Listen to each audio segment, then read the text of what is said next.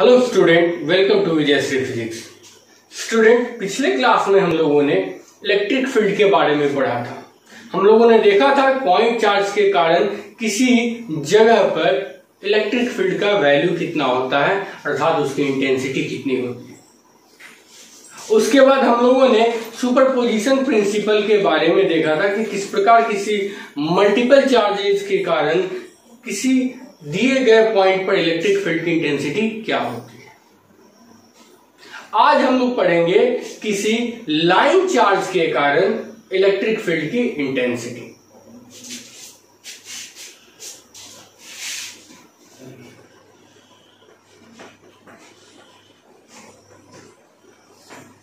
Electric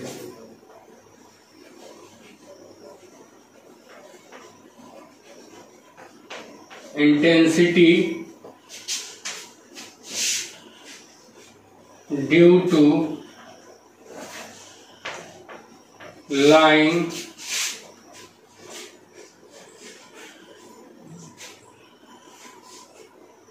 charge या uniformly charge rod, है ना। उस कारण से हम लोग देखेंगे।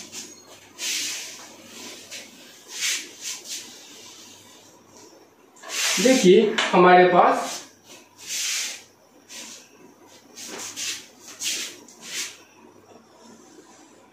एक चार्ज रॉड है।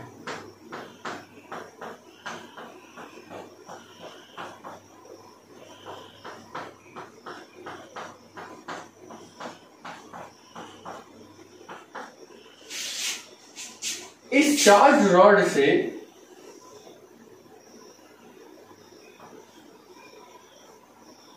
r डिस्टेंस की दूरी पर एक पॉइंट P है, जहां पर इन सब के कारण हमको इलेक्ट्रिक फील्ड की इंटेंसिटी निकालनी है। मान लेते हैं ये पॉइंट इस पॉइंट से L डिस्टेंस की दूरी पर है और ये पॉइंट इस पॉइंट से L डिस्टेंस की दूरी पर है।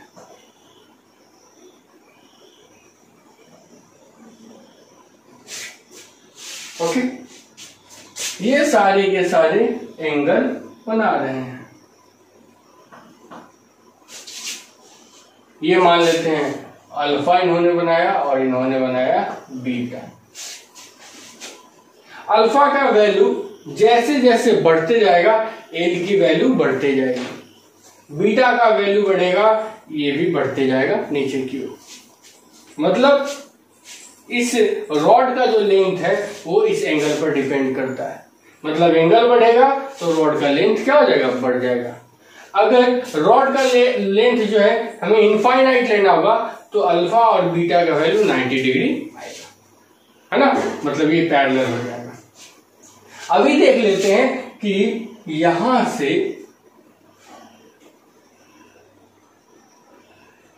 ये एक डिस्टेंस है और ये डिस्टेंस यहां पर थीटा डिग्री बना रहा है। यहां पर कितना बना रहा है, ये थीटा डिग्री। इसका लंबाई यहां से हम लोग माप लिए y, ठीक है। यहां से इसकी दूरी है कैपिटल R। तो अगर हम लोग देखते हैं इस फिगर के अनुसार, ये y, ये r और ये r। tan थीटा की बात करेंगे, tan theta is equal to y by r। मतलब y is equal to r tan theta. यहां से हमने मान लिया ये छोटा सा डिस्टेंस, जिसको हम लोगों ने बोला कि ये dy है और इसके पास चार्ज कितना है, dq है। और ये dy इस पॉइंट से r डिस्टेंस की दूरी पर है।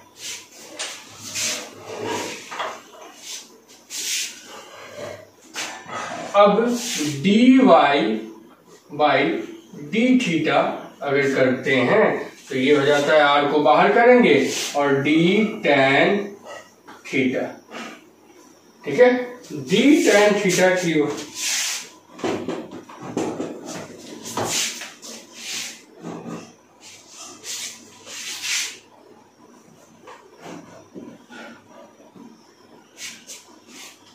डी टेन थीटा की बात करें तो d y d tan theta by d theta,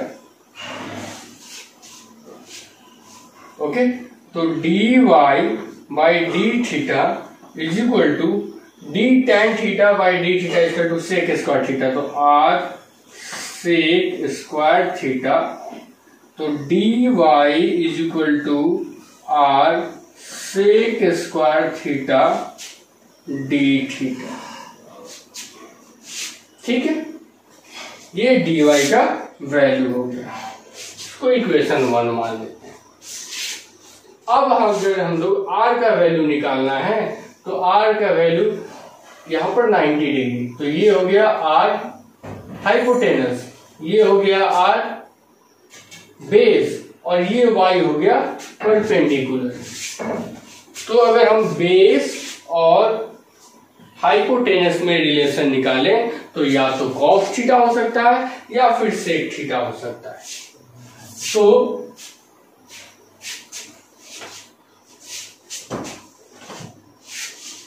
cos theta is equal to क्या होगा, डी बाई एच, तो डी है आपका आर और एच है कैपिटल आर, तो आर को निकालना है, आर को इधर लाते हैं, कॉस थीटा को इधर ले जाते हैं, तो R is equal to R by cos theta बराबर आर सेक थीटा। ये इक्वेशन 2 हो गया,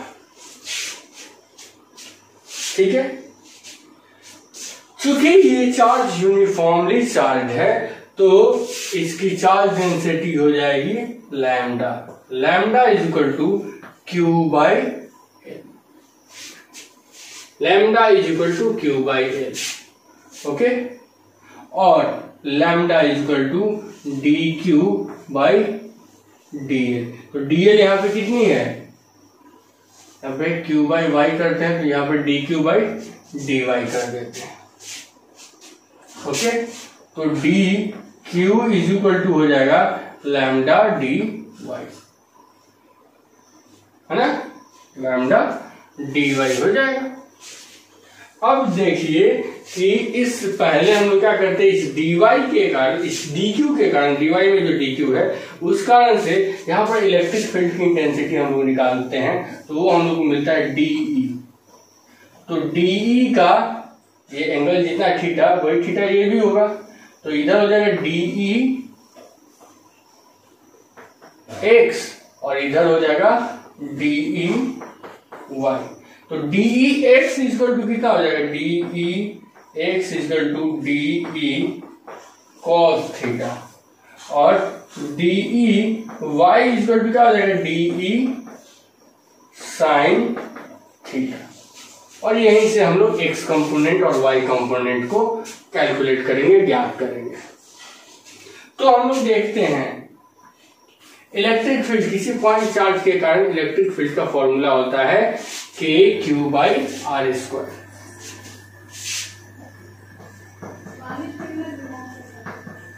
इलेक्ट्रिक फील्ड इक्वल टू क्या हो जाएगा, E is equal to k d q, यहाँ पे चार्ज कितना है डी क्यू बाई डिस्टेंस कितना है आर स्क्वायर, है ना। चूंकि यहाँ पर डी क्यू है तो यहाँ इलेक्ट्रिक फील्ड में हम लोगों को क्या मिलेगा, डीई मिलेगा। तो d E is equal to k d q का वैल्यू कितना है जी, डी क्यू का वैल्यू है lambda d y, lambda d y. अच्छा ये देखिए डीई के लिए ये डीई इस पॉइंट से कितनी दूरी पर है, कैपिटल आर की दूरी पर है, तो यहाँ पर कैपिटल आर का स्क्वायर हो जाएगा। तो डी क्यू के जगह पे लैम्डा डी वाई बटा आर के देखिए, तो आर इक्वल टू कितना है, आर सेक थीटा, तो आर स्क्वायर इक्वल टू कितना हो जाएगा, r square sec square theta. ठीक है, अब पहले हम लोग निकालते हैं d E x. D E x is equal to DE cos theta बराबर के लैम्डा। डी वाई का वैल्यू देखिए r sec square theta d theta और कॉस थीटा बटा r square sec square theta, ये डीई एक्स का वैल्यू। तो are से are square cut गया, सेक स्क्वायर थीटा से सेक स्क्वायर थीटा कट गया, तो हमारे पास बचा d e x is equal to k lambda cos theta by r, ये हो गया, और साथ में डी थीटा। अब हम लोग इंटीग्रेट करेंगे, तो टेकिंग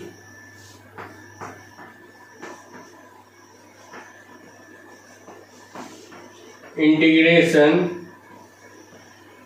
बोथ साइड, दोनों तरफ इंटीग्रेशन लेते हैं, तो इंटीग्रेशन ऑफ डीई एक्स बराबर जो कांस्टेंट है उसको बाहर करते हैं, कांस्टेंट के लैम्डा बाई आर को बाहर किए, integration of cos theta d theta, कहां से, अल्फा से बीटा। ठीक है, यहां पर बीटा क्या हो जाएगा, सॉरी अल्फा से बीटा तक। बीटा लोअर लिमिट है, निगेटिव हो जाएगा, तो डीई एक्स का क्या हो जाएगा, ई एक्स बराबर के लैम्डा बाई आर, और यहां पे कॉस थीटा का हो जाएगा साइन थीटा, तो साइन थीटा अल्फा और माइनस बीटा, तो E x is equal to k lambda by r sine alpha, और माइनस माइनस क्या हो जाएगा, प्लस साइन बीटा, ये हो जाएगा ई एक्स का वैल्यू। ठीक है, तो पहले इसको नोट कीजिए और फिर इसका कंडीशन देखते हैं, इनफाइनाइट लाइन के लिए क्या होगा, अलग अलग शेप के लिए क्या होगा, फिर वाई कंपोनेंट का देखते हैं।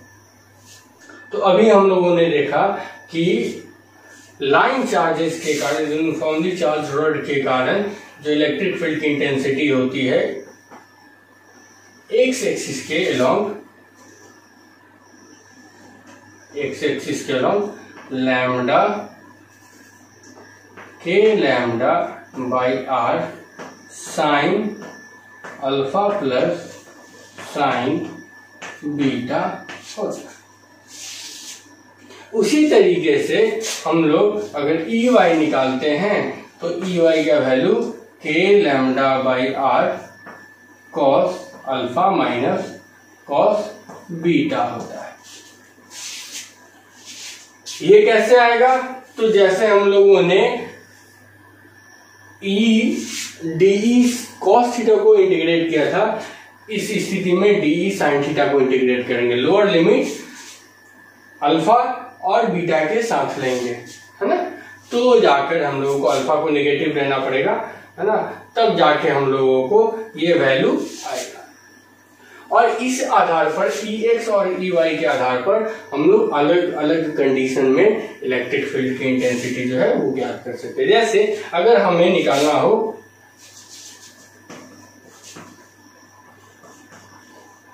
Electric field of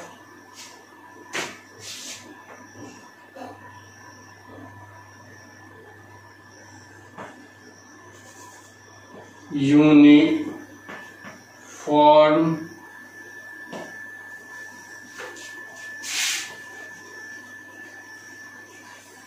charged rod of infinite length, ठीक है। Electric field of uniformly charge rod of infinite length. तो जब ये लेंथ इनफाइनाइट लंबाई का होगा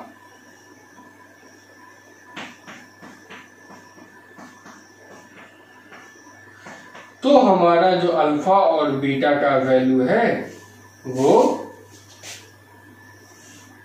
अल्फा और बीटा, तो इस स्थिति में अल्फा बराबर बीटा बराबर π/2 या 90 डिग्री हो जाएगा।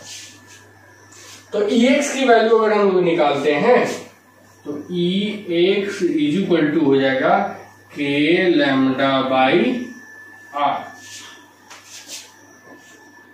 साइन 90 का वैल्यू 1 प्लस साइन 90 का वैल्यू 1 प्लस 1 बराबर कितना हो जाएगा Ex equal to 2k λ/r, मतलब λ/2 πε0 r। ये हो जाएगा इनफाइनाइट लॉन्ग रड का एक्स एक्सिस के लॉन्ग। अगर वाई एक्सिस के लॉन्ग देखते हैं तो Ey इज इक्वल टू क्या हो जाएगा cos 90 का वैल्यू 0 और cos 90 का वैल्यू 0, 0 में से 0 गया 0 और 0 के साथ कोई भी चीज को मल्टीप्लाई करेंगे तो वो हमारा आएगा 0। तो E net is equal to क्या हो जाएगा E net is equal to Ex बराबर λ/2 πε0 r। ये इनफाइनाइट चार्ज रॉड का हो जाएगा। अगर हम लोग ऐसे कर देते हैं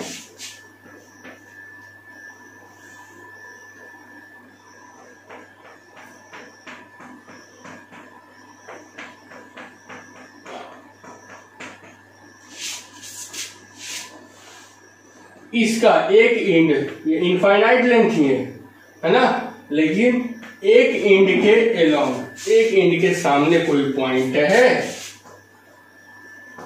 P, और इसके लिए हम लोग इलेक्ट्रिक फील्ड निकालेंगे। तो इलेक्ट्रिक फील्ड निकालेंगे तो अल्फा इक्वल टू कितना हो जाएगा 90 डिग्री, लेकिन बीटा इक्वल टू क्या हो जाएगा 0 डिग्री। अल्फा 90 डिग्री और बीटा 0 डिग्री। तो ऐसी स्थिति में Ex इज इक्वल टू क्या हो जाएगा Ex is equal to λ/k λ/r और साइन 90 प्लस साइन 0। तो साइन 0 का वैल्यू 0 होता है, साइन 90 का वैल्यू 1 होता है, मतलब Ex इज इक्वल टू हो जाएगा हमारा k λ/r। अगर Ey की बात करें तो Ey इज इक्वल टू हो जाएगा k λ/r और अल्फा कितना 90 डिग्री है, अल्फा 90 डिग्री है, तो cos 90 degree minus cos 0 degree, ठीक है। Ex ये I के डायरेक्शन में इसको रख लेते हैं और ये निगेटिव साइन आ जाएगा -1 और ये 0, तो Ey equal to minus k λ/r j। तो ये I के डायरेक्शन में, Ex इस डायरेक्शन में है, Ex इस डायरेक्शन में है, Ey इस डायरेक्शन में है, Ey इस डायरेक्शन में, तो E नेट जो है हम लोगों को इस डायरेक्शन में मिलेगा E नेट। तो E नेट इक्वल टू क्या हो जाएगा E नेट इक्वल टू हो जाएगा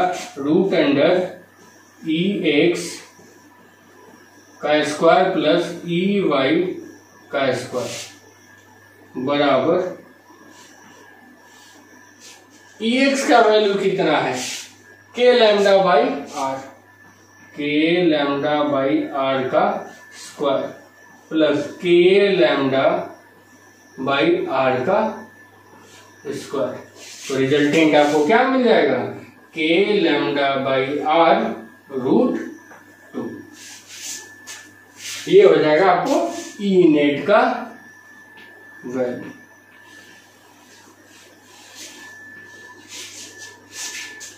एनसीईआरटी में एडिशनल एक्सरसाइज में शायद क्वेश्चन नंबर 32 या 31 है ना, उसमें दिया हुआ है कि बिना गॉस लॉ के यूज किए हुए आपको इनफाइनाइट लेंथ वाले चार्ज रॉड के लिए या चार्ज वायर के लिए इलेक्ट्रिक फील्ड की इंटेंसिटी निकालनी है ना, उसके इक्वेटोरियल पोजीशन पे। तो हम लोग वो निकाल के और ये वाला जो कंडीशन है इसको फाइनल करेंगे, λ/2πε0r जो है वो वैल्यू आएगा। तो इसको आप नोट किए। फिर हम लोग देखते हैं सर्कुलर रिंग के लिए, चार्ज सर्कुलर रिंग के लिए इलेक्ट्रिक फील्ड की intensity.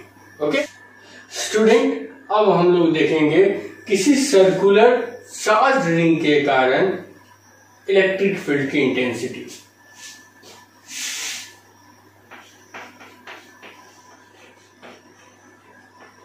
Electric field due to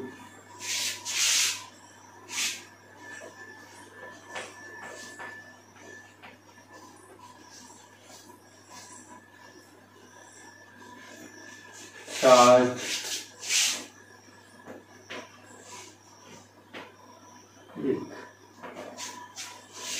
ठीक है, एक यूनिफॉर्मली चार्ज रिंग के कारण हम लोग इलेक्ट्रिक फील्ड की इंटेंसिटी देखेंगे। तो देखते हैं हमारे पास एक ये रिंग है जो कि यूनिफॉर्मली चार्ज है।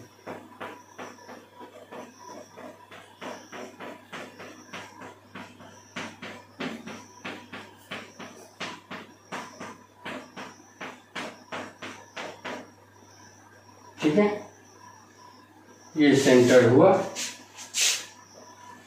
इस सेंटर से एक्स डिस्टेंस पर कोई पॉइंट है, इसका रेडियस जो है वो है r। इस सर्किल का रेडियस कितना है, r है। तो इसका पूरा लेंथ कितना हो जाएगा, 2πr। इसका पूरा लेंथ कितना हो जाएगा, 2πr। यहां पर हम लोग मान लेते हैं dl लेंथ, जिसका चार्ज कितना, dq। और इससे इस पॉइंट पर dE फील्ड लगाया जा रहा है। और यहां पर dE x और dE y। ठीक है, मान लेते हैं ये थीटा बना रहा है तो यहां पर भी थीटा बनाएगा। तो इस स्थिति में dE x इक्वल टू क्या हो जाएगा, dE cos theta and dE y equal to हो जाएगा dE sin थीटा। ठीक है, देखिए इसमें डी कॉस थीटा में ही वैल्यू निकलेगा, y साइन थीटा में इसका वैल्यू नहीं निकल पाएगा। इसका value most of the case में हम लोग देखते हैं कि 0 आता है। ठीक है, तो सबसे पहले देखते हैं इसकी charge density, linear charge density lambda है। तो लैम्डा इज इक्वल टू क्या हो जाएगा, Q upon total length. Total length कितना है, L इक्वल टू 2πr। तो ये हो जाएगा Q अपॉन 2πr। ठीक है, बट हम लोग जानते हैं lambda is equal to dq upon dl भी होता है। तो dq इज इक्वल टू क्या हो जाएगा, लैम्डा dl बराबर लैम्डा की जगह पे क्या लिख सकते हैं हम लोग, q upon 2πr। Capital R है, कैपिटल आर इंटू dl। ये हो सकता है। cos थीटा की अगर बात करते हैं, cos theta is equal to b by h. ये थीटा है, b कितनी है, x, और h कितना हो जाएगा, root under x square plus r square. Okay, तो cos थीटा इक्वल टू हो जाएगा x upon root under x square plus r square. ठीक है, चलिए अब हम लोग करते हैं d E x equal to d E cos theta, d E x equal to d E cos theta. Okay, तो डी ई कॉस थीटा को हम लोग कैसे सॉल्व करेंगे? तो सबसे पहले डी ई को सॉल्व करते हैं। तो डी ई इक्वल टू हो जाएगा के डी क्यू अपॉन, वहां से वहां तक की दूरी कितनी है, x square plus r square का रूट, तो उसको होल स्क्वायर करेंगे तो रूट कट जाएगा, तो ये हो जाएगा x square plus r square, और कॉस थीटा की जगह पे क्या लिखेंगे, x by x square plus r square का root d E x equal to, फिर देखते हैं d E x equal to d q का वैल्यू कितना है, डी क्यू का वैल्यू है लैम्डा डी, के लैम्डा की जगह पे लिखेंगे q upon 2 pi r d l x बटा x square plus r square का होल पावर 3/2। अब क्या करते हैं, इंटीग्रेटिंग बोथ साइड,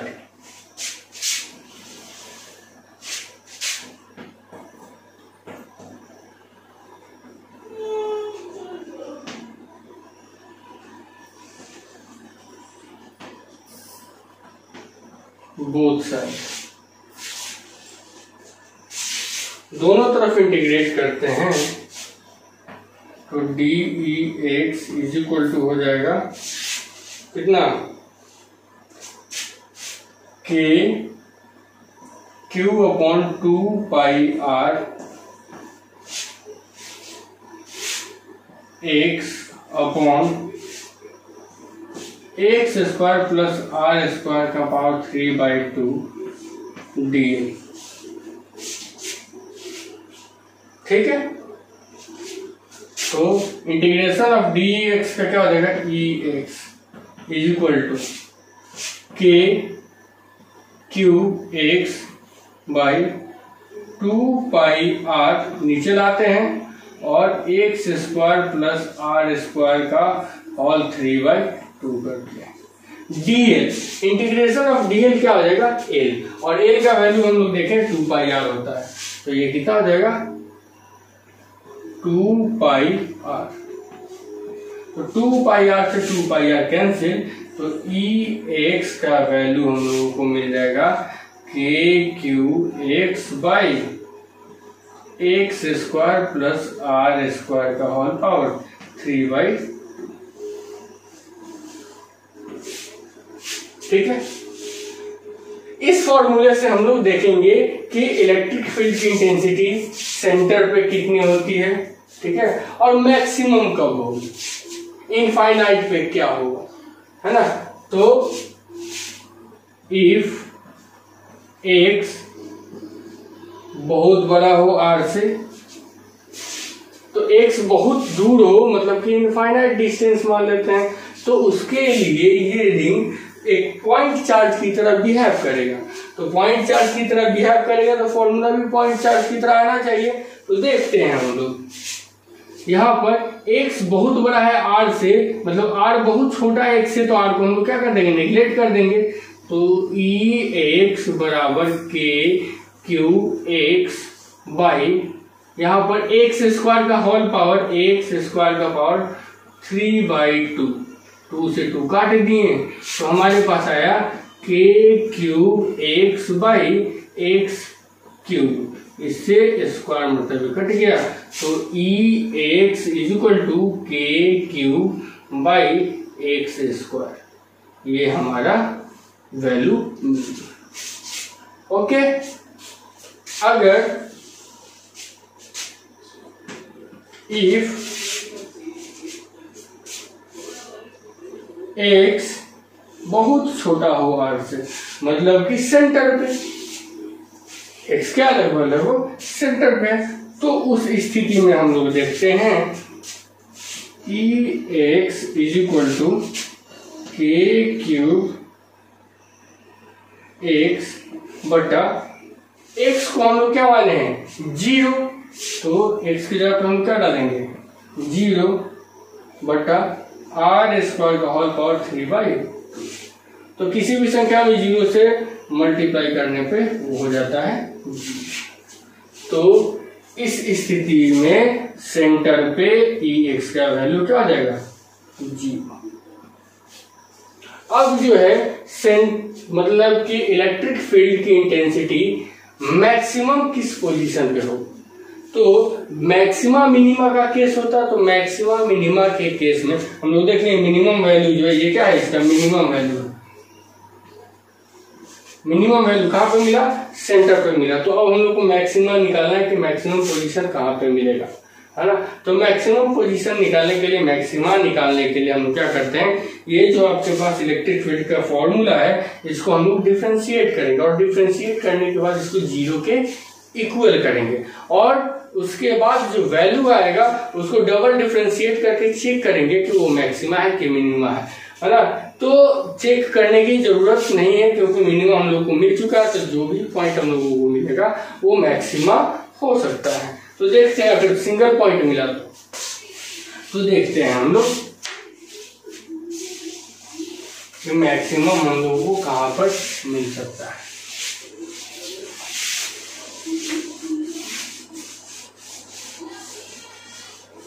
हमारे सामने फॉर्मूला है कि x is equal to k q x upon x square plus r square का होल पावर 3/2। ठीक है, हम लोग डिफरेंशिएट करते हैं d E x by d x और इसको 0 के बराबर करते हैं। तो जो आपका ये टर्म है ना कांस्टेंट उसको बाहर करेंगे, के क्यू को बाहर करेंगे, d x by x square plus r square का whole power 3/2 by d x it is equal to 0 करते हैं। ओके,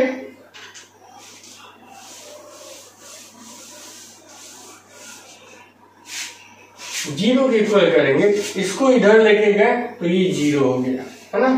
तो अब u बाई वी का है तो क्या हो जाएगा x square plus r square का whole power 3/2 d x by d x minus x D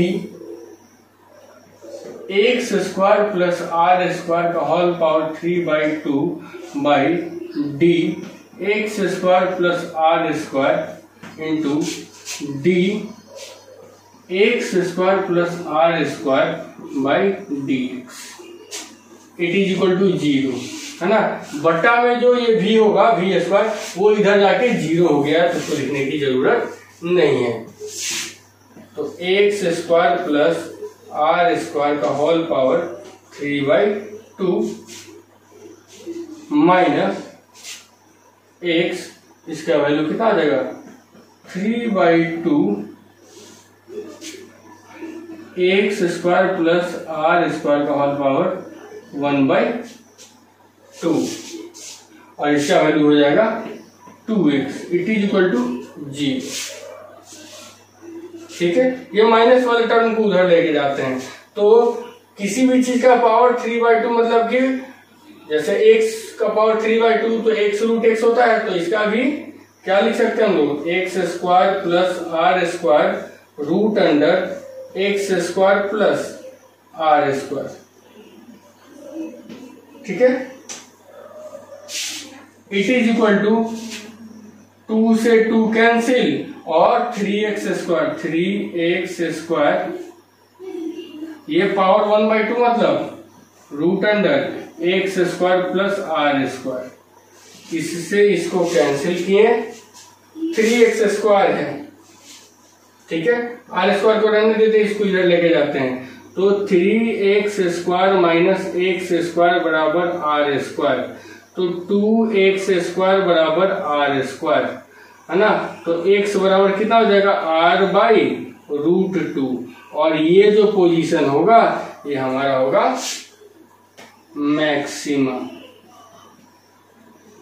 ये हमारा क्या हो जाएगा मैक्सिमम। मतलब किसी सर्कुलर कॉइल के कारण इलेक्ट्रिक फील्ड की इंटेंसिटी मैक्सिमम कब मिलती है R/√2 है ना। तो ग्राफ हम लोग देखते हैं।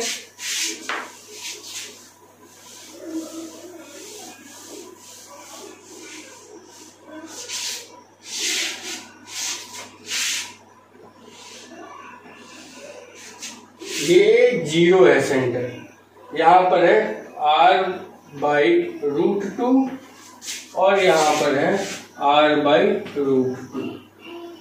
ठीक है, हम लोग को यहाँ पर मैक्सिमम वैल्यू मिलेगा मैक्सिमम। ठीक है, और इस पे 0 मिलता है।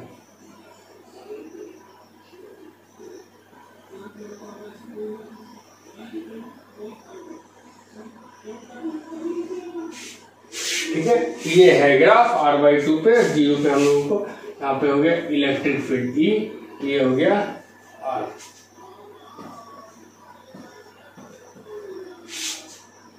ओके, यहाँ पे अब मैक्सिमम इलेक्ट्रिक फील्ड कितना हो सकता है जी। E मैक्स का वैल्यू निकालते हैं। E मैक्स कितना हो सकता है, तो हम लोग एक जगह पे R/2 डाल देंगे। ओके, तो वैल्यू है KQX, तो x की जगह पे क्या डालेंगे R/√2 बटा x² के जगह पे R²/2 प्लस R² का होल पावर 3/2। तो यहाँ पर हम लोग लिख सकते हैं KQR/√2 और यहाँ पे कितना हो जाएगा 2 एकम 2 1 3 3R/2 का होल पावर 3/2।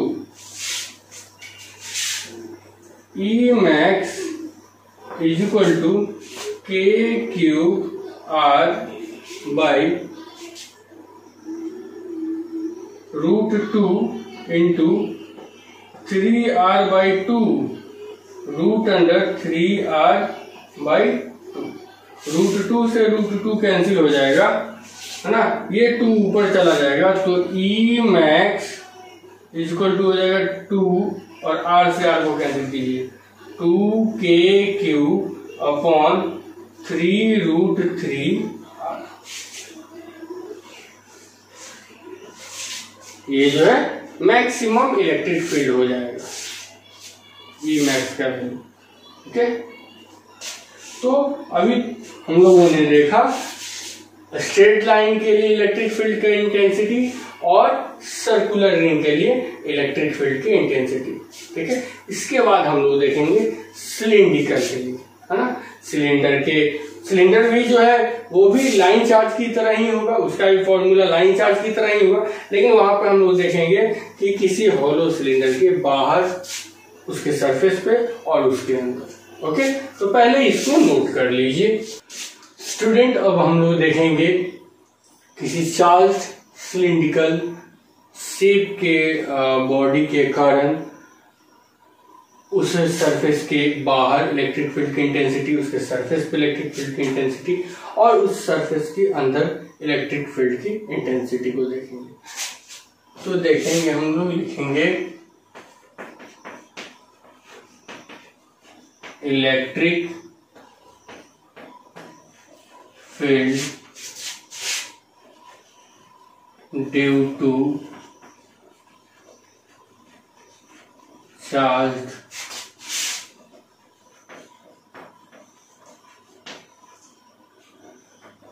सिलेंडर। तो देखिए, यदि हमारे पास ये लिख लीजिए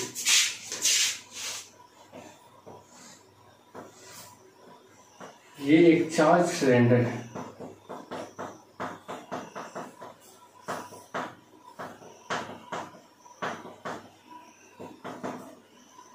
ठीक, ये चार्ज है यूनिफॉर्मली चार्ज। हमने क्या लिया है, ये कंडक्टिंग। कंडक्टर एक लिया है इस एक्सिस के अलॉन्ग, इसका रेडियस है r, लेकिन इसके एक्सिस से हमने r डिस्टेंस की दूरी पर एक पॉइंट P लिया है और यहाँ पर हमें इलेक्ट्रिक फील्ड की इंटेंसिटी निकालनी है। तो देख लीजिए कि ये एक थिन वायर की तरह काम करेगा, इसका फॉर्मूला भी सेम टू सेम जाएगा। तो जिस तरह थिन वायर के लिए हम लोगों ने देखा था कि इलेक्ट्रिक फील्ड की इंटेंसिटी जो होती है, पहला कंडीशन लेते हैं, आउटसाइड द सिलेंडर, सिलेंडर के आउटसाइड में E is equal to lambda by 2πε0 r, ये हम लोगों ने देखा था। तो आउटसाइड में हम लोगों का क्योंकि रेडियस जो है वो कितना सिलेंडर से r डिस्टेंस पे है तो इतना ही होगा। लेकिन अगर हम बोलेंगे on the surface of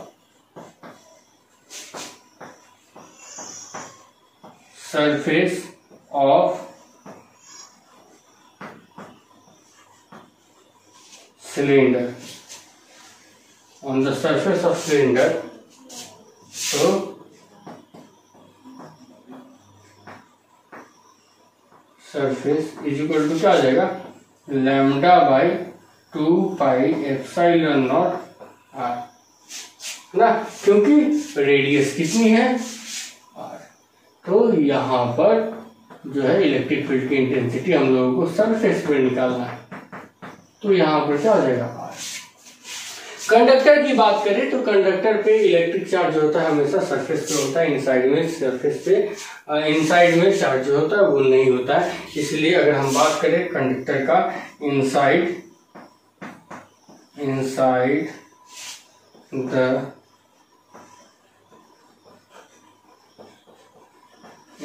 the conductor तो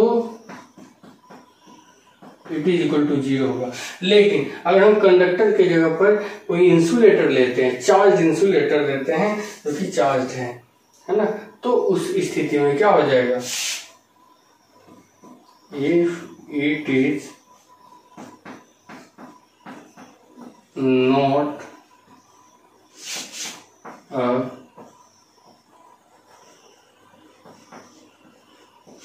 इंसुलेटर, ये दोनों केस सेम रहेगा दोनों के लिए। लेकिन अगर ये कंडक्टर नहीं है तो उस समय E inside is equal to हो जाएगा lambda r by 2πε0 capital R square.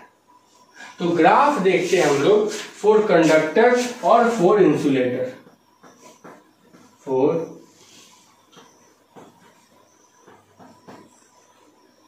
Conductor के लिए देखते हैं, ये हो गया 0 ना, यहां पर हो गया r इक्वल टू r और इधर हो गया r। सेंटर है, ये है सरफेस। तो देख लीजिए हम बात करते हैं सरफेस के बाहर की, तो यहां पर E inversely proportional to r, ऐसे आएगा। सरफेस पे क्या है, ये लैम्डा बाई 2πε0 मैक्सिमम हो जाएगा, मैक्स इलेक्ट्रिक फील्ड यहाँ पर मैक्सिमम हो जाएगा। कंडक्टर की बात कर रहे हैं और ये क्या है 0 है, मतलब यहां तक ये 0 जाएगा और इसके बाद ये इस तरीके से जाएगा। ये आपका हो गया कंडक्टर। लेकिन इंसुलेटर की बात करें,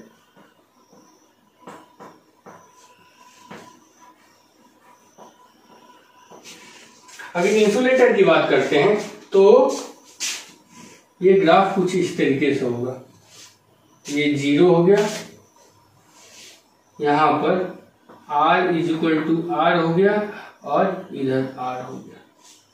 ओके, ये हमारा E मैक्स हो गया, E मैक्स।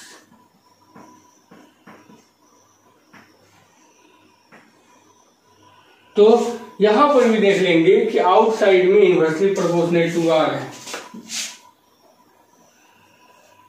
तो ये ऐसे जाएगा। लेकिन इनसाइड में क्या है, E directly proportional to r, मतलब जैसे जैसे डिस्टेंस बढ़ते जाएगा वैसे वैसे ई का वैल्यू बढ़ते जाएगा, मतलब स्ट्रेट लाइन का। तो इंसुलेटर के लिए ग्राफ आपका कैसा जाएगा, इलेक्ट्रिक फील्ड का इस प्रकार से जाएगा, और R is equal to r पर हमको मैक्सिमम इलेक्ट्रिक फील्ड जो है वो मिलेगा। तो ये आपका है चार्ज सिलेंडर के लिए इलेक्ट्रिक फील्ड का वेरिएशन, है ना, इसको नोट कीजिए। फिर हम लोग आगे देखते हैं। स्टूडेंट, अब हम लोग चार्ज कंडक्टिंग स्फीयर और नॉन कंडक्टिंग स्फीयर के बारे में बात करते हैं। तो सबसे पहले हम लोग देखते हैं चार्ज कंडक्टिंग स्फीयर या सेल, चार्ज सेल के बारे में बात करते हैं, और उसमें देखेंगे कि किस प्रकार से सेल के बाहर इलेक्ट्रिक फील्ड की इंटेंसिटी क्या होगी, सेल के सरफेस पे इलेक्ट्रिक फील्ड की इंटेंसिटी क्या होगी, और इनसाइड में इलेक्ट्रिक फील्ड की इंटेंसिटी क्या होगी। ठीक है, तो देखते हैं हम लोग electric field intensity due to electric field intensity due to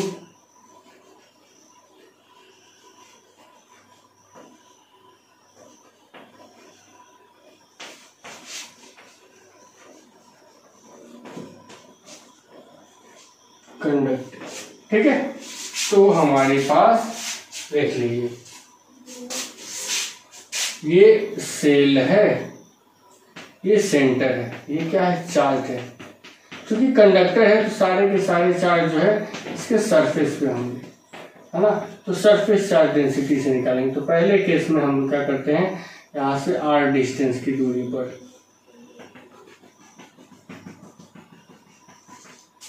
दूसरा देखते हैं, ये फर्स्ट केस है। दूसरा देखेंगे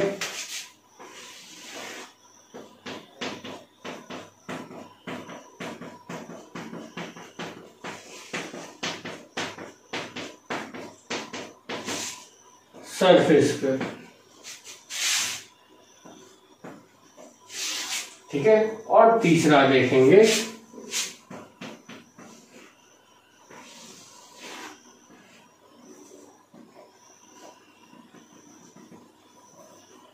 inside the surface।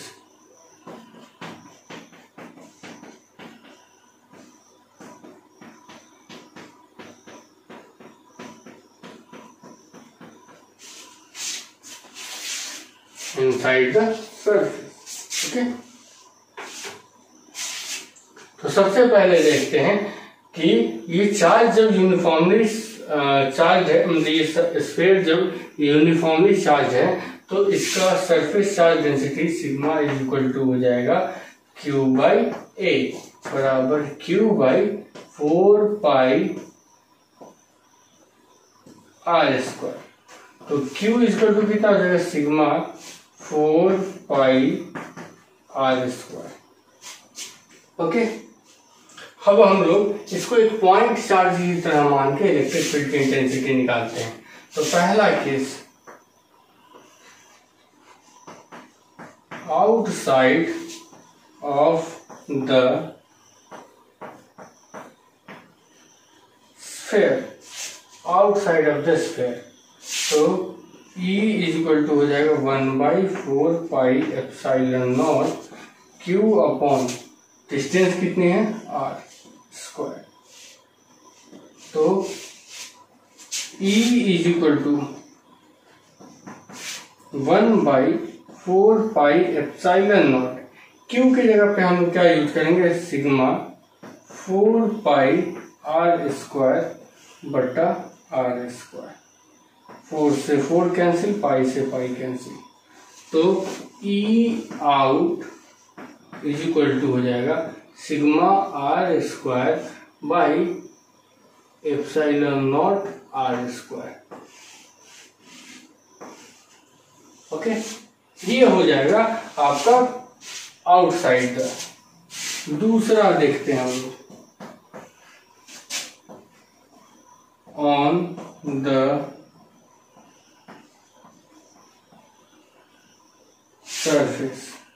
सरफेस पर, तो E it is equal to हो जाएगा 1/4 pi epsilon naught, okay. Q upon distance कितना हो जाएगा, जो उसका रेडियस होगा r²,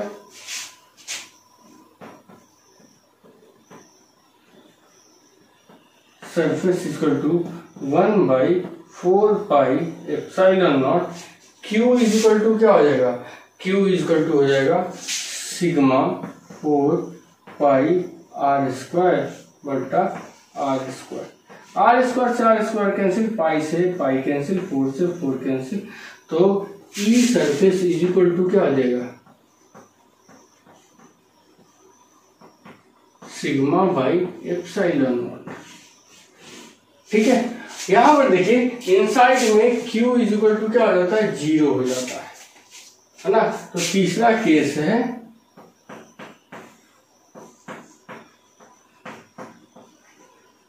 तो इनसाइड में E inside equal to 1/4 pi epsilon naught Q upon r²। तो Q तो 0 है, तो 0 में किसी भी चीज से मल्टीप्लाई करेंगे हम लोगों को 0 मिलेगा। तो देख रहे हैं कि इलेक्ट्रिक फील्ड इंटेंसिटी जो है 0 है, और 0 के बाद क्या होता है, सिग्मा बाई एप्सिलॉन नॉट हो रहा है। तो सिग्मा बाई एप्सिलॉन नॉट इसका मैक्सिमम वैल्यू होगा जो सरफेस पे होगा, ठीक है। और उसके बाद देख लीजिए तो E जो है इनवर्सली प्रोपोर्शनल टू R हो जाएगा। तो हमारा ग्राफ किस प्रकार से जाएगा, तो ग्राफ जो है हमारा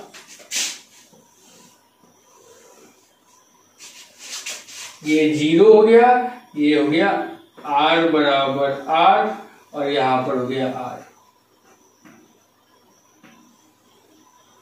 तो यहां से इनवर्सली प्रोपोर्शनल टू r² है, और यहां से ये क्या है, E इज इक्वल टू 0 यहां तक।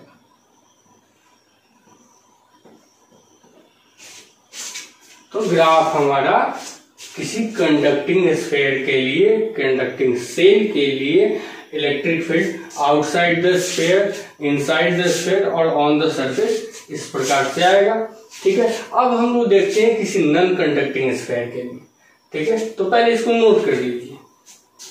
नॉन कंडक्टिंग स्फीयर में सरफेस जो है, सरफेस पे डिस्ट्रीब्यूशन नहीं होता है, वो पूरे के पूरे स्फीयर में डिस्ट्रीब्यूशन होता है, मतलब वॉल्यूम डिस्ट्रीब्यूशन होता है ना। तो वॉल्यूम डिस्ट्रीब्यूशन के हिसाब से फिर हम लोग तीनों का निकालेंगे।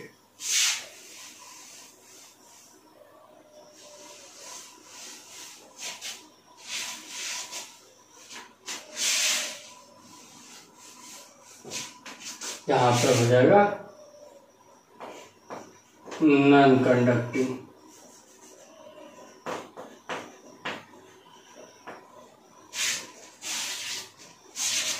तो देखिए यहां पर रो इज इक्वल टू क्या हो जाता है, Q/4/3 पाई r³। देखिए एक चीज देख लीजिए, ये सब केस के लिए तो ये है, लेकिन इस केस के लिए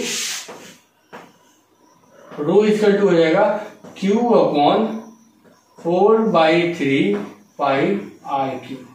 और इनसाइड के लिए इनसाइड, तो Q inside is equal to हो जाएगा सिग्मा 4/3 पाई सिग्मा r³, है ना। ये इनसाइड के लिए होगा। अदर केस के लिए Q इज इक्वल टू क्या हो जाएगा, 4/3 पाई सिग्मा r³,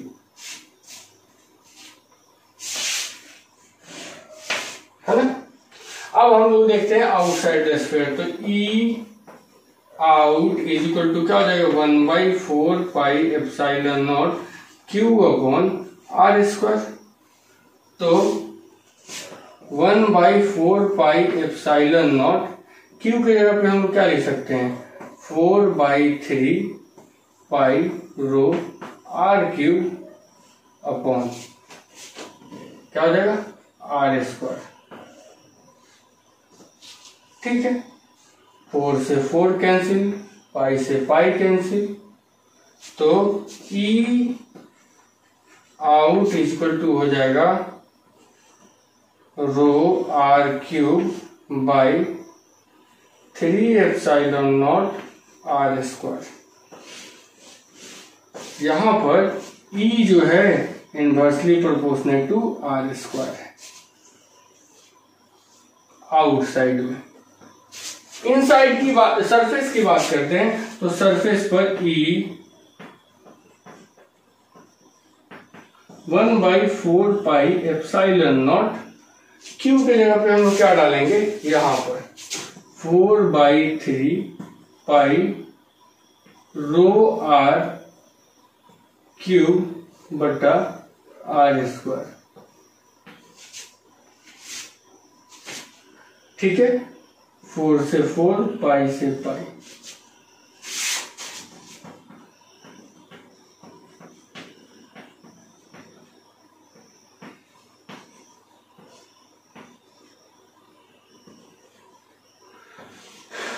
ρr/3ε0 ये हो जाएगा सरफेस के लिए। जब इनसाइड की बात करते हैं तो ई इनसाइड इज इक्वल टू 1/4πε0, और इनसाइड के लिए, क्यू इनसाइड के लिए हमारा फॉर्मूला क्या है, 4/3π ρr³ बटा r²। कट जाएगा, पाई से पाई कट जाएगा, 4 से 4 कट जाएगा, तो ई इनसाइड इज इक्वल टू हो जाएगा ρr/3ε0। मतलब यहां पर इनसाइड में ई जो है डायरेक्टली प्रोपोर्शनल टू r, मतलब जैसे जैसे डिस्टेंस बढ़ेगा वैसे वैसे इलेक्ट्रिक फील्ड बढ़ता जाएगा। तो इस स्थिति में जब हम अपना ग्राफ देखेंगे तो ग्राफ हमारा ऐसे मिलेगा, ये 0 हो गया, ये r=r हो गया, और यहाँ पर r, तो यहाँ से इनवर्सली प्रोपोर्शनल है तो ऐसे जाएगा, और यहाँ से स्ट्रेट लाइन का ग्राफ मिलेगा। ये हो गया e और ये हो गया r, तो ये हो जाएगा आपको ग्राफ, है ना। यहाँ पर हम लोगों ने आज स्ट्रेट लाइन चार्ज के लिए इलेक्ट्रिक फील्ड इंटेंसिटी देखा, फिर हम लोगों ने एक रिंग, सर्कुलर रिंग जो कि यूनिफॉर्मली चार्ज था, उसके लिए इलेक्ट्रिक फील्ड की इंटेंसिटी हम लोगों ने देखा। फिर हम लोगों ने देखा कि किसी सिलिंड्रिकल स्ट्रक्चर के आउटसाइड में, इनसाइड में और सरफेस पर इलेक्ट्रिक फील्ड की इंटेंसिटी क्या होगी। फिर कंडक्टिंग और नॉन कंडक्टिंग सेल या स्फीयर के लिए इलेक्ट्रिक फील्ड की इंटेंसिटी हम लोगों ने देखा। ठीक है, तो इसको पहले नोट कीजिए, फिर नेक्स्ट देखते हैं।